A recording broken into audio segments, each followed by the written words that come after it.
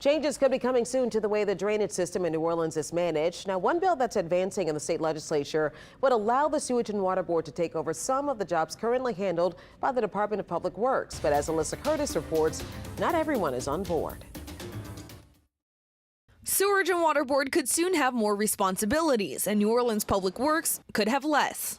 91 yeas, 0 nay, and the bill is finally passed. Thursday, a bill by Senator Jimmy Harris aimed at consolidating the two passed the House floor with no opposition.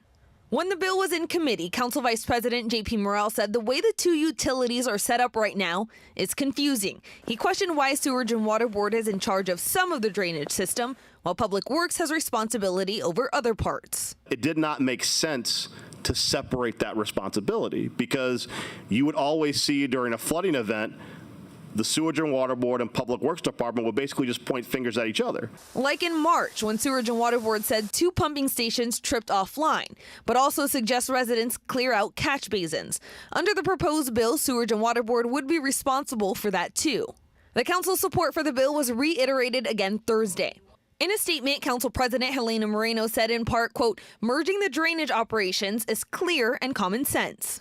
But not everyone agrees. In a meeting Wednesday, Mayor Cantrell said the city can't afford the multi-million-dollar bill that would come with consolidating the drainage. This is a setup to fail. But Moreno says the city does have the money. In the statement, Moreno said, quote, "The council has always been committed to funding drainage operations, but it has been disappointing that the dollars appropriated weren't hitting the streets quickly."